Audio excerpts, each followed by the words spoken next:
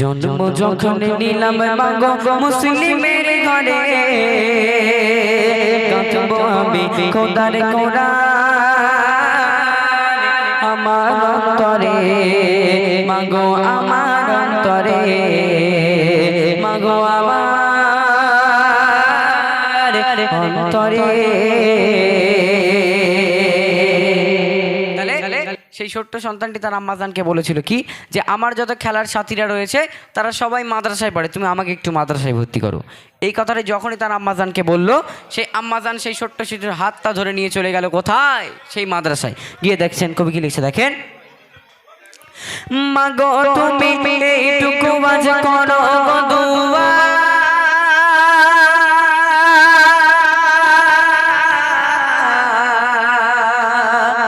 মাদ্রাসাতে তাকিতে পারি ছেড়ে তোমারি মায়া,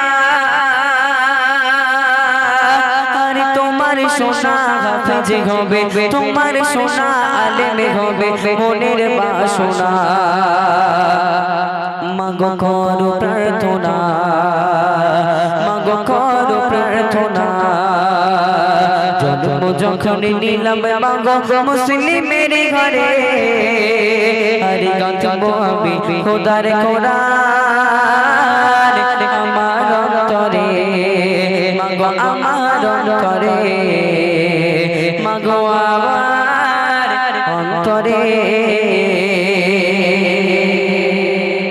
তাহলে এই কথা যখনই বলা হলো, সে আম্মাজান ছেলেটিকে নিয়ে কোথায় চলে গেল, মাদ্রাসায়।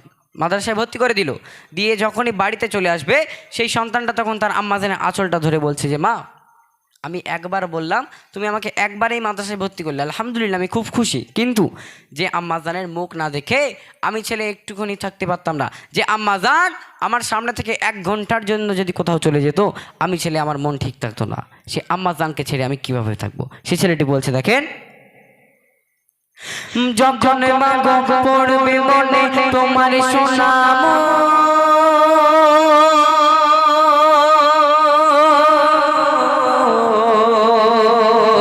আর পড়বো তখন মধুর কোরআন ভুলে যাবো, যখন মাগো পড়বে মনে তোমার সোনা পড়বো তখন মধুর কোরআন ভুলে যাবো। আরে মাগো তুমি খোদার কাছে, মাগো তুমি খোদার কাছে করো প্রার্থনা, মাগো করো প্রার্থনা, মাগো করো প্রার্থনা। জন্ম যখন নিলাম মাগো মুসলিমের ঘরে, আরে কাঁদব আমি খোদার কোরআন আমার অন্তরে, মাগো আমার অন্তরে, মাগো আমার অন্তরে। এই কথা বলার পর যখনই সে আম্মাজান সেখান থেকে চলে গেল, তো তখন থেকে সেই ছেলেটার জীবন শুরু, মাদ্রাসার জীবন। দেখেন এখন আল্লাহ পাক যার যেমন মেধা দেয় তার তেমন পড়াশোনা করতে লাগে, ঠিক আছে। তো সেই ছেলেটি একটু পড়াশোনা করতে টাইম বেশি লাগলো, 4 থেকে 5টা বছর কেটে গেল পড়াশোনা করতে। যখন সে হাফেজ আলেম হয়ে গেল, মাদ্রাসা থেকে পাগড়ি নিয়ে যখনই বাড়িতে আসছে, বাড়ি এসে দেখে তাদের উঠানে লোকজন ভর্তি, লোকজন ভর্তি, সবাই কান্নাকাটি করে, সবাই শুধু কেঁদেই যাচ্ছে। কাউকে জিজ্ঞাসা করছে কী হয়েছে, কেউ কিছু বলে না। অবশেষে একজন লোককে জিজ্ঞাসা করছে, ভাই এই কান্নাকাটি করে কেন, ব্যাপার কি? বলে ভাই, যে আম্মাজানকে ছেড়ে তুমি তোমার জীবনের মূল টাইমটা কাটালে, সে আম্মাজান আর দুনিয়াতে বেঁচে নেই, হায় আফসোস। এর থেকে কষ্টের মুহূর্ত আর কি হতে পারে, এর থেকে কষ্টের মুহূর্ত আর কি হতে পারে, যে আম্মাজানকে ছেড়ে সেই ছেলেটি তার জীবনের মূল টাইমটা কাটালো, সে আম্মাজান আর দুনিয়াতে বেঁচে নেই। তখন আজকে যদি আমরা সাধারণ ছেলে এখানে হতাম, কি করতাম? আমরা যদি সাধারণ ছেলে এখানে আমরা হতাম, আমরা কি করতাম? আমরা গিয়ে হাউ মাউ করে মায়ের লাশখানা জড়িয়ে হাউ মাউ করে কাঁদতাম না? হাউ মাউ করে কাঁদতাম। কিন্তু সেই হাফেজ ছেলেটি, আলেম ছেলেটি এই কাজ করলো না। সেই ছেলেটি কি করছে? শেষ কথায় কবি ছন্দের মাধ্যমে লিখছে দেখেন, আলেমে হয়ে ফিরিতে বাড়ি গেল অনেক দিন,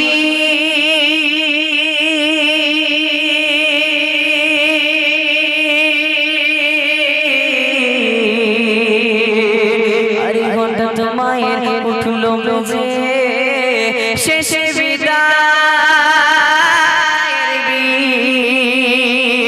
আলেমি হয়ে ফিরতে বাড়ি গেল অনেক দিন হঠাৎ মায়ের উঠল বেজে শেষে বিদায়ের বিন আর ছেলে তখন চাইছে দোয়া ছেলে তখন চাইছে দোয়া রব্বির হামহুমা কামা রব্বায়ানি সগীরা কামা রব্বায়ানি সগীরা জন্ম যখন নিলাম মাগো মুসলিমের ঘরে আরে গাঁথবো আমি খোদার কোরআন আমার অন্তরে মাগো আমার অন্তরে মাগো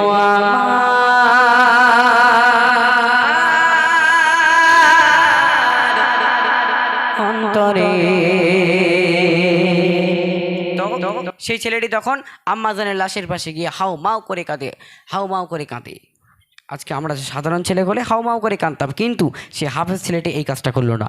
হাফেজ ছেলেটি আম্মাজানের লাশের পাশে গিয়ে দু হাত তুলে দোয়া করছে, রব্বির হামহুমা কামা রব্বায়ানি সগীরা। আল্লাহ পাক আমার মাকে তুমি জান্নাত নসিব করো, আমার মাকে তুমি কবরে ভালো রেখো, তাই না? তো শেষ কথায় আমি ছোট্ট এমনি মাসুদ ইসলাম যা গজলের মধ্যে ভুল ত্রুটি লিখেছি শেষ কথায় একটু শুনবেন। কবি লিখছে দেখেন, মাসুদ আমি চাইছি দোয়া খোদার দারে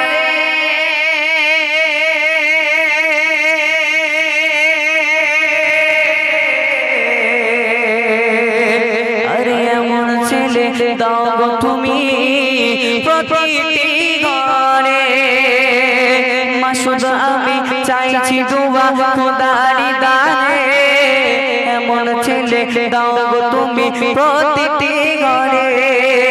এটাই খোদা তোমার কাছে, এটাই খোদা তোমার কাছে আমার বাসনা, খোদা পূরণ করো না আমার মনের বাসনা। স্কুলেতে পড়বো না আর হাতে মাটি মিটি, মাদ্রাসাতে পড়বো মাগো আলিফ লাম মিম, মাগো আলিফ লাম মিম, মাগো আলিফ লাম মিম, মাগো আলিফ লাম মিম, মাগো আলিফ লাম